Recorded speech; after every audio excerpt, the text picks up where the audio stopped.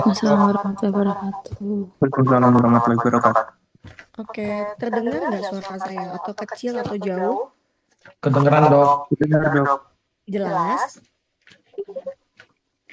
Jelas nggak? Jelas dok. Oke, coba ya saya share dulu ya PPT-nya.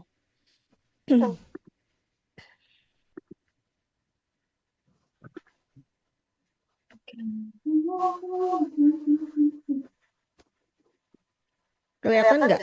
Ke-share nggak? Kelihatan dok. Kelihatan dok. Oke, boleh dinyalain semua videonya?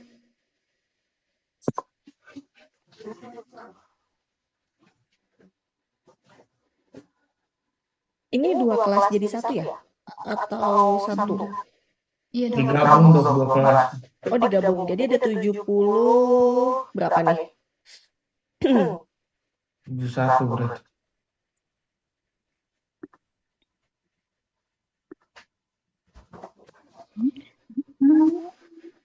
Sebentar ya. Ada 70 berapa? 74 ya? 71. Iya 73 dok. Ada yang nggak hadir? Mungkin belum join.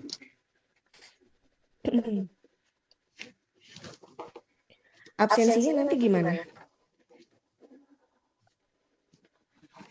Ini saya mau ambil absensi dok.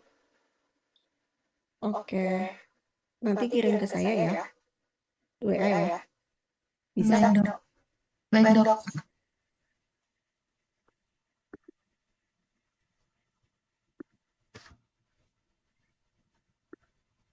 Oke. Ya udah kita langsung mulai aja ya, biar nggak lama ya.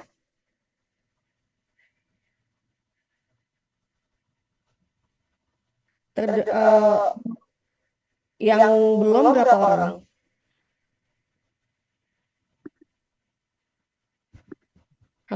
Halo Dek. Sisa berapa? Berarti sisa ini dok. Sisa apa sih? 5. 5 orangnya siapa? Nanti kasih namanya ke saya aja ya, Iya dok. yang belum hadir.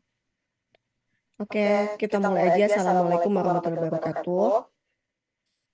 Waalaikumsalam. Waalaikumsalam warahmatullahi wabarakatuh. Salam kenal adik-adik pada belum kenal saya ya. Nama saya Dr. Linda, spesialis kedokteran jiwa. Mohon maaf sebelumnya kita kuliahnya via online nih, karena kondisi nggak memungkinkan saya ke Semarang, saya lagi di Jakarta. Jadi nggak apa-apa ya via online, insya Allah materinya bisa tersampaikan dengan baik dan berkah, bermanfaat buat adik-adik ya. Oke, kita lanjut aja nih. Saya diberi topik ngasih kuliahnya tentang perkembangan psikoseksual. Benar? Benar nggak? Tuh. Oke, udah perkembangan psikoseksual. Oke, kita langsung aja. Ini merupakan fase kehidupan ya, fase kehidupan manusia. Biasanya kan emang dimulai dari ini nggak ada gambar dalam kandungan, lalu pada fase bayi, toddler, sampai dengan anak-anak, lalu juga sampai dengan dewasa.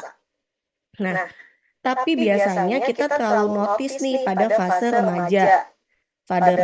Kenapa sih kita sering notisnya di fase remaja? Adik-adik kira-kira kalau misalnya perkembangan, kenapa kalian paling sering notice remaja? Gampang banget nih, kenapa?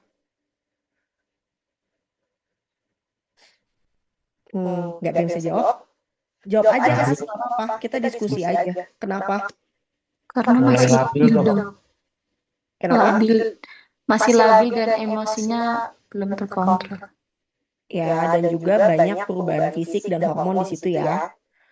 Nih sekarang kan adik-adik lagi blok anak remaja, jadi pastinya juga udah belajar tuh perubahan fisik, perubahan hormonalnya. Nah, tapi untuk ilmu psikologi, ilmu kedokteran jiwa itu kita tidak memposisikan perubahan hanya pada fase remaja. Jadi perubahan kepribadian, ke perubahan emosi, kognitif itu dimulai dari fase dalam kandungan. Jadi ini jangan kita hanya terfokus pada remaja. Jadi kita ngeliat fase-fasenya ya. Nanti kita belajar pelan-pelan. Jadi dari fase kandungan itu udah dilihat apakah misalnya waktu kandungan anaknya anak yang diinginkan atau tidak. Lalu ibunya waktu hamil apakah ada cemas, ada depresi, karena itu ngaruh juga ke janin. Lalu waktu fase bayinya kira-kira anak ini ditelantarkan atau tidak, diberi susu dengan baik atau tidak, itu juga berpengaruh nantinya sampai kepribadian dia sampai dewasa. Jadi kita dalam ilmu kedokteran jiwa digarisbawahi untuk kepribadian, emosi, dan segalanya itu tidak hanya pada fase remaja ya. Kita terfokus dari dalam kandungan sampai dengan dewasa.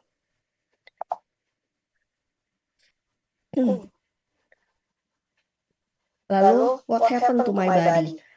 Jadi, apa sih perubahannya? Perubahannya itu pasti fisik. Kalau fisik kan adik-adik juga udah belajar ya, perubahan fisiknya dari kecil ke besar, hormonalnya, dan segala macam. Lalu, emosi. Emosi di sini ada psikososial dan psikoseksual yang mempengaruhi dari emosi. Lalu, moral dan juga kognitif. Nah, ini adalah perubahan fisik. Perubahan fisik nggak usah saya kasih tahu, kayaknya adik-adik juga udah banyak yang tahu. Pastinya ada perubahan fisik kalau remaja, ada rambut yang bertumbuh, lalu ada payudara dan sebagainya. Nah, kita langsung ke perubahan mental.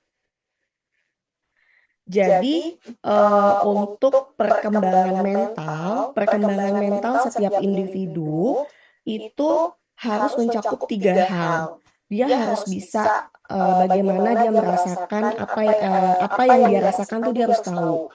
Jadi harus aware dengan apa yang dia rasakan. Misalnya dia ngerasa cemas, ngerasa sedih, itu dia tahu, oh saya lagi ngerasa cemas, saya lagi ngerasa marah, saya lagi ngerasa sedih. Dia tahu nih apa yang dia rasakan. Lalu setelah itu dia tahu bagaimana dia harus berpikir problem solving, menghipotesis, atau dia punya pikiran untuk masa depannya dia seperti apa. Lalu setelah itu untuk mencapai itu semua, dia harus tahu apa yang harus dia lakukan. Dia harus membangun skill, soft skillnya, dan segala macam, lalu bisa lebih mandiri dan sebagainya. Jadi perkembangan mental itu orang yang sehat mentalnya pasti bisa merasakan apa yang dia rasakan, bisa berpikir dia harus seperti apa dan tahu apa yang harus dilakukan. Sampai sini adik-adik ada yang mau ditanyakan? Halo? Lanjut? Kecepatan nggak? Tidak, Dok. Lanjut ya. Oke. Lalu teori perkembangan. Teori perkembangan ini di ilmu psikolog kita mempunyai beberapa tokoh, yaitu ada psikoseksual. Psikoseksual itu tokohnya Sigmund Freud. Pernah dengar nggak sebelumnya? Pernah dengar Freud? Freud itu pernah dengar nggak? Dia seorang apa ya kalau pernah dengar?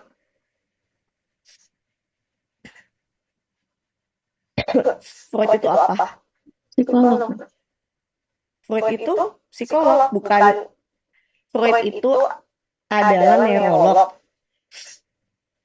Jadi si Freud itu dia terkenal dengan teori perkembangan psikoseksual yang nanti kita bahas. Lalu ada Erik Erikson, yaitu teori perkembangan psikososial. Lalu ada Piaget, yaitu kognitif, dan Lawrence adalah moral. Tapi yang kita bahas sekarang adalah yang psikoseksual si Freud ya.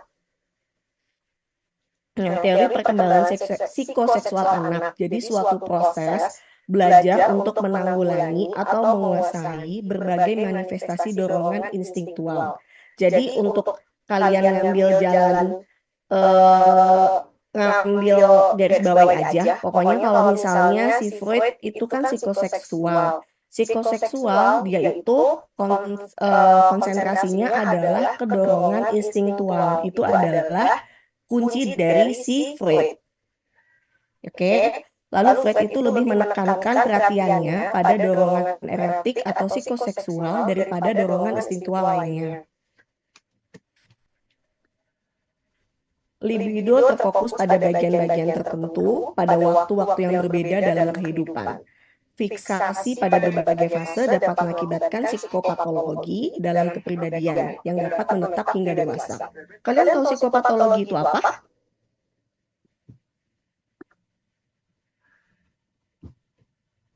Psikopatologi apa? Patologi di psikologi dok. Psikopatologi, patologi yang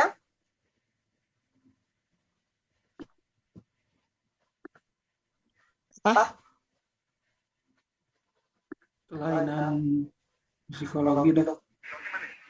Itu ya psikopatologi, kelainan psikologi. Berarti ada gangguan dalam Psikologis.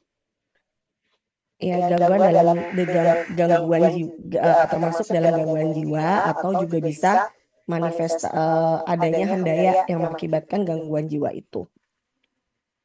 Jadi psikopatologi ada penyakitnya, misalnya depresi, cemas, ada gangguan kepribadian, seperti itu ya.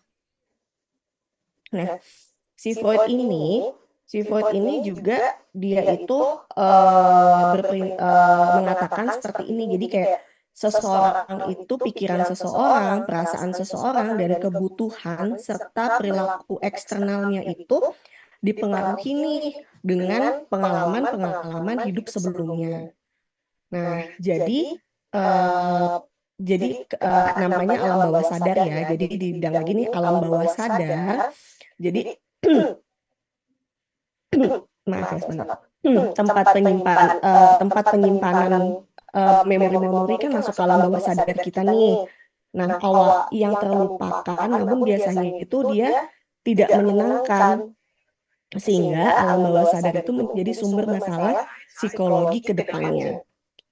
Jadi ini yang dikatakan kadang-kadang pernah sering dengar nggak sih kayak trauma masa kecil yang belum terselesaikan, defek bolong-bolong nih waktu kecil misalnya dulu diabaikan.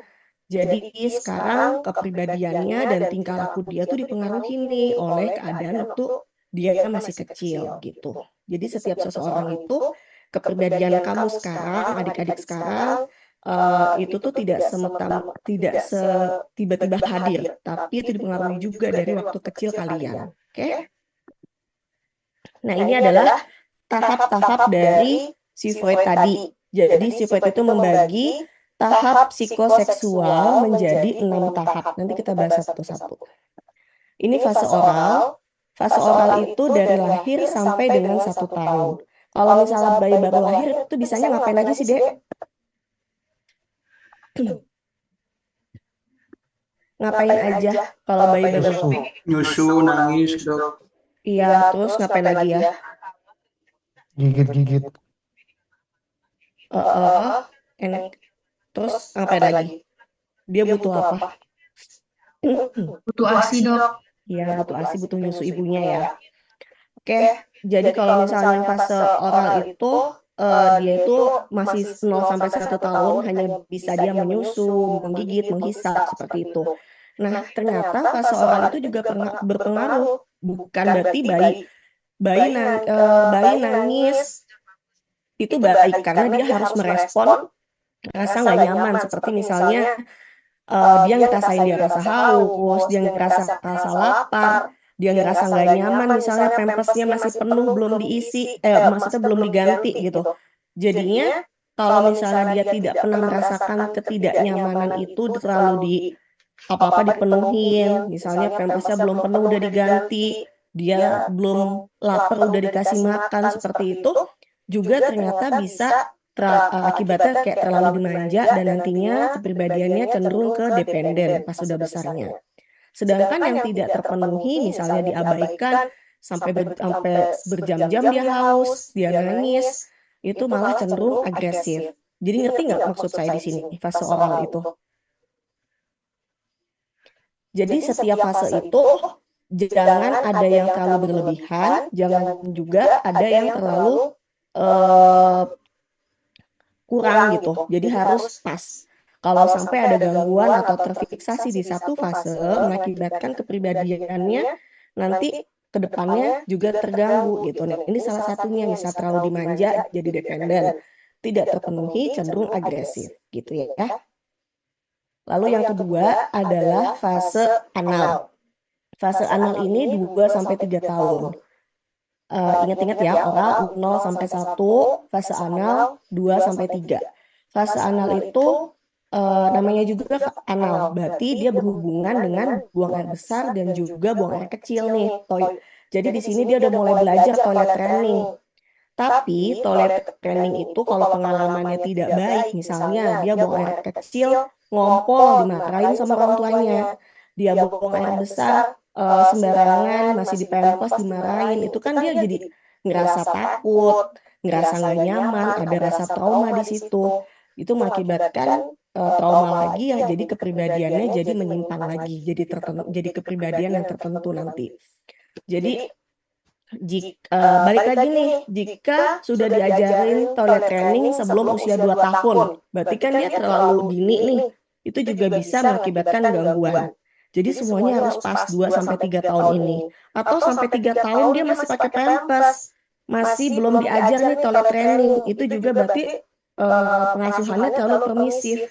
Nanti sifatnya jadinya kalau terlalu permisif jadi kurang disiplin, ceroboh, tapi kalau yang terlalu ketat, terlalu keras, jadinya perfeksionis, kaku, dan keras kepala, gitu ya.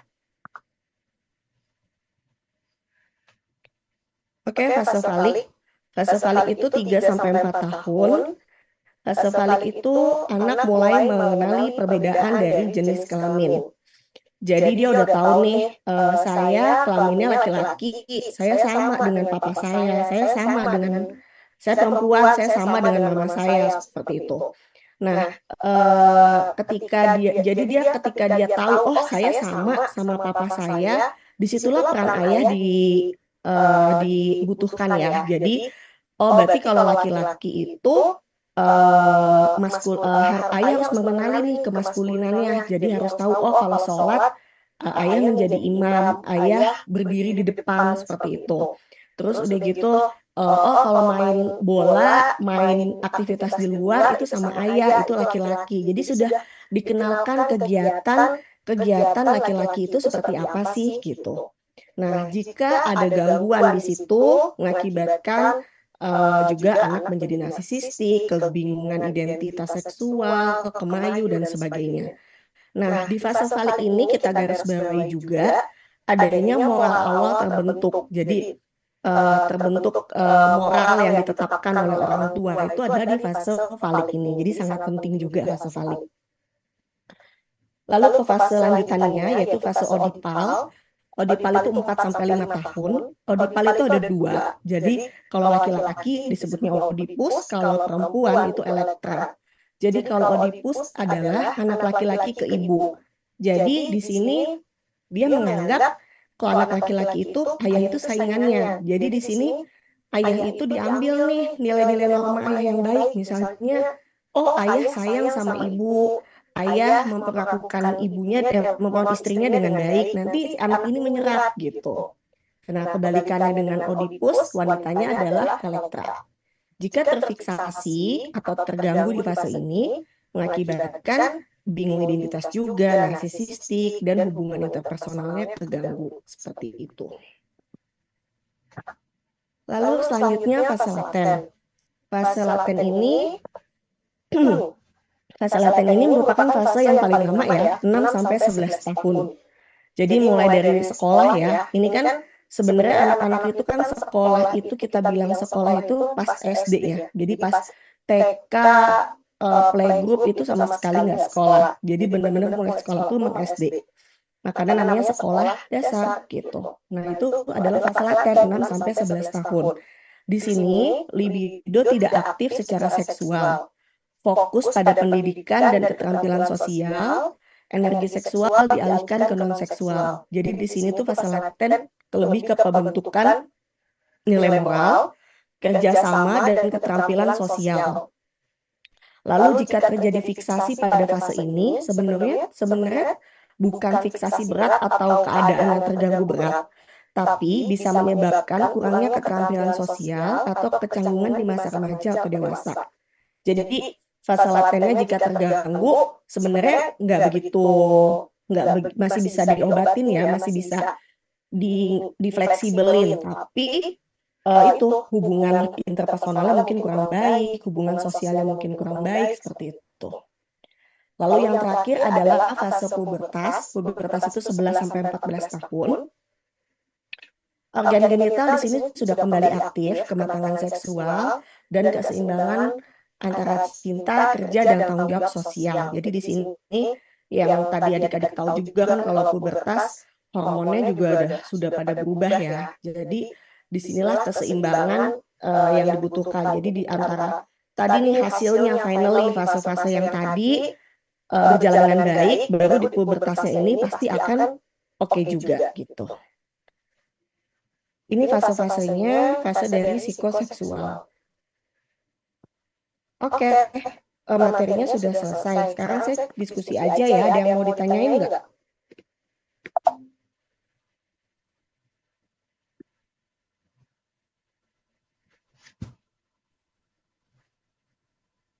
Belum ada, Dok. Kenapa? Belum ada, Dok. Kalau gitu saya nanya. Saya tanya ya. Tadi kan fase-fasenya. Oke. Mas waktunya masih lama kan? Masih, Dok. Oke. Kalau saya mau nanya dong, tadi kalau untuk perkembangan psikoseksual kita recall aja ya, biar ingat soalnya pasti kan ini banget ya, jarang banget denger. Untuk perkembangan psikoseksual, kok ada yang nggak kamera sih? Boleh dong kameranya? Tolong aktifkan ya.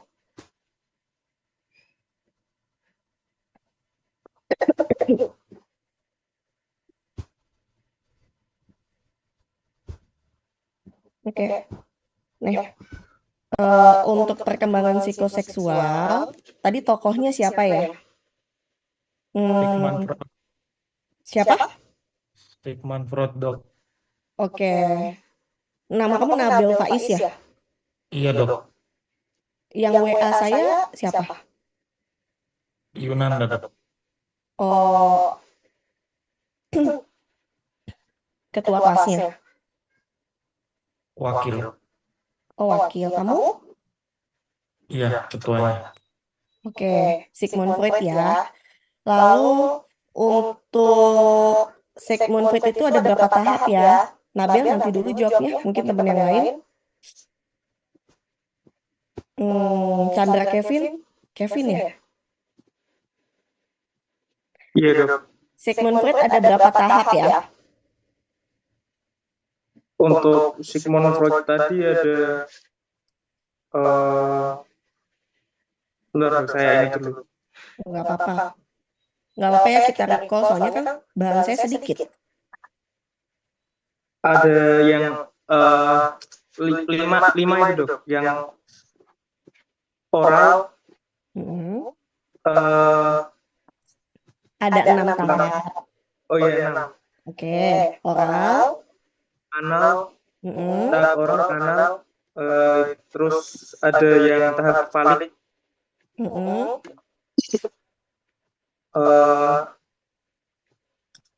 tahap laten sama yang genital, Bang. falik, Oedipus, itu laten dan genital. laten dan pubertas. Pubertas. Oke. Terus untuk kalau misalnya tadi saya bilang garis kalau misalnya untuk moral nih pertama kali terbentuk di fase apa ya? Faizah Salma bisa bantu?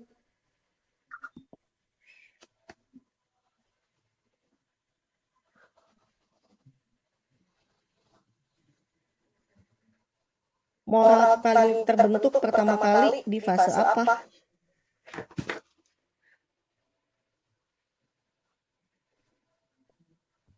Laten, Dok. Fase laten. Bukan. Salah. Ada lagi? Ada yang Ini tahu? fase orang, Dok. Bukan? Fase falik usia 3-4 tahun, Dok.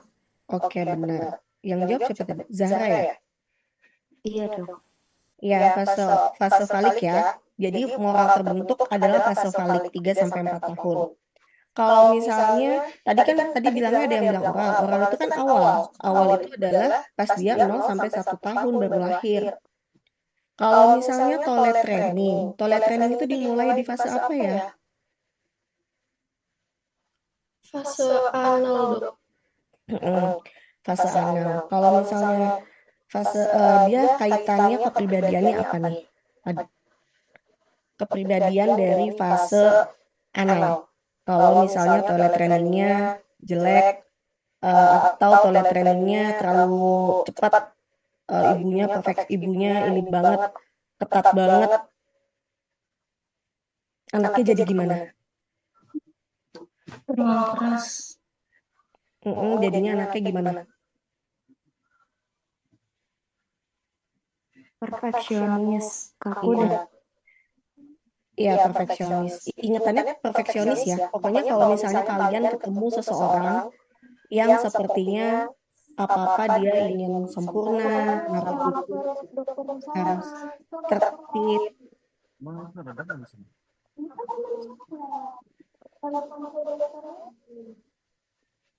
Ada suara masuk ya.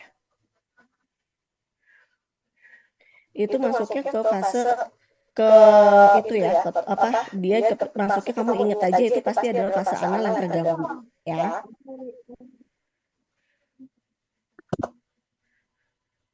Terus dari psikoseksual ini kalian bingung nggak? Kira-kira kenapa sih kok anak remaja, kalian lagi blok anak remaja tapi kok belajarnya perkembangan psikoseksual ya gitu.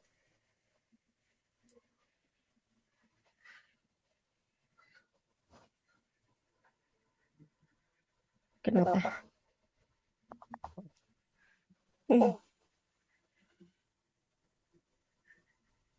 Dok, mau nanya. Siapa tuh? Oke, gimana?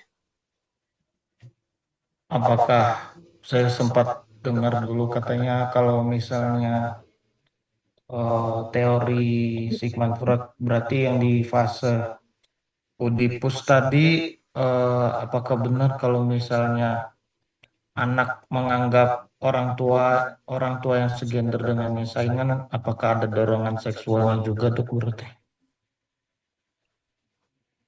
Dorongan seksualnya belum aktif. Dia libidonya belum aktif di situ.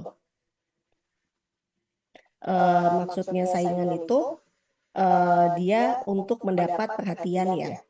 Jadi untuk fase Oedipus itu misalnya laki-laki dia lebih ingin mendapat perhatian dari ibunya. Kebalikannya perempuan ingin mendapat perhatian dari ayahnya. Jadi berarti kan karena dia ingin mendapat perhatian dari ibunya, dia merasa ayahnya, misal laki-laki ini anak laki-laki ingin mendapat perhatian dari ibunya.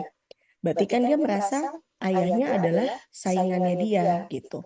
Nah, di situ ayah itu memposisikannya dengan mengajak kerjasama nih.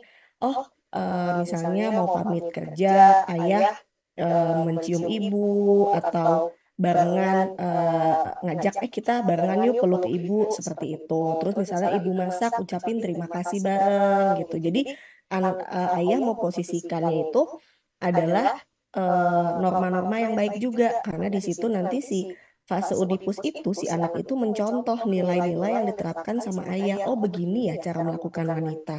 Oh begini ya cara melakukan ibu seperti itu. Jadi nggak ada tuh si Freud sih nggak mengatakan dorongan seksual dan libido itu belum aktif pada fase itu ya.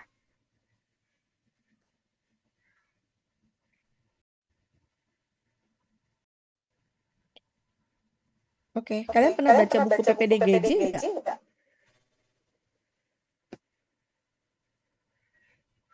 Pernah tahu nggak buku PPDGJ?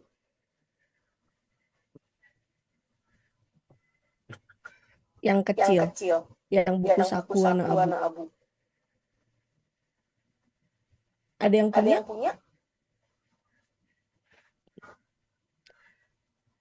Belum punya ya?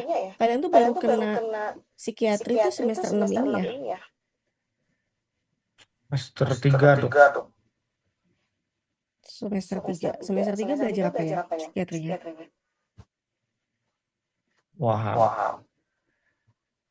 Waham, halusinasi dan sebagainya itu? Iya. Iya dok. Oke, berarti simptom, belajar gejala aja, belajar penyakitnya enggak.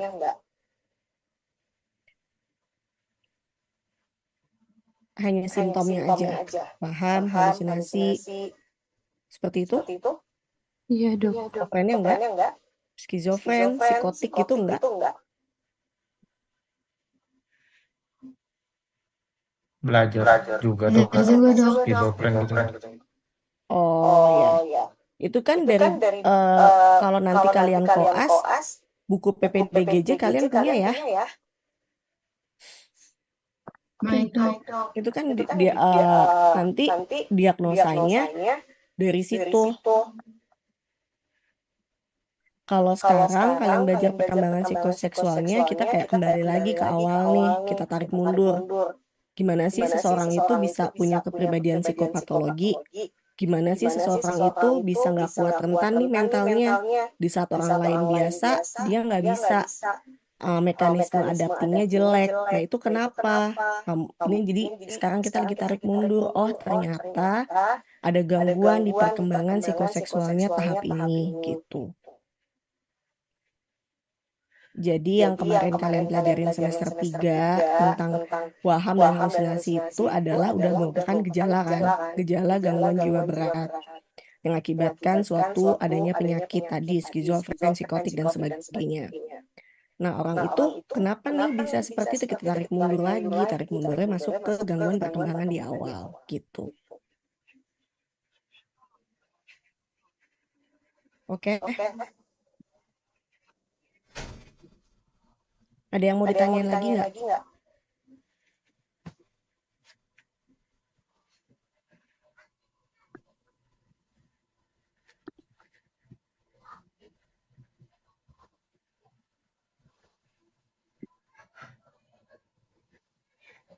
Nanti absensinya saya minta tolong kirim ke WA saya ya. Baik dok.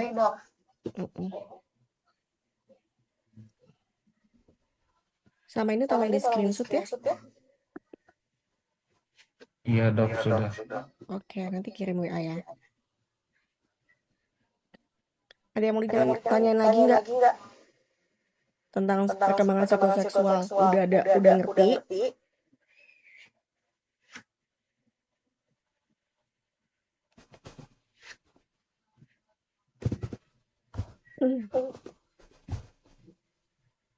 Nanti untuk yang selanjutnya sama Dr. Mufli ya.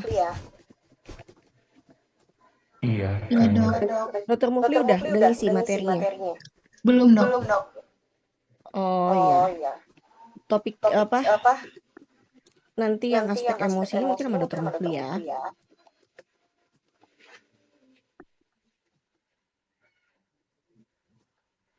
Oke, kalau udah nggak ada yang mau disampaikan, kita akhirin aja ya. Baik dok. Oke, wassalamualaikum warahmatullahi wabarakatuh ya. Waalaikumsalam warahmatullahi wabarakatuh. Terima kasih banyak dok. Salam.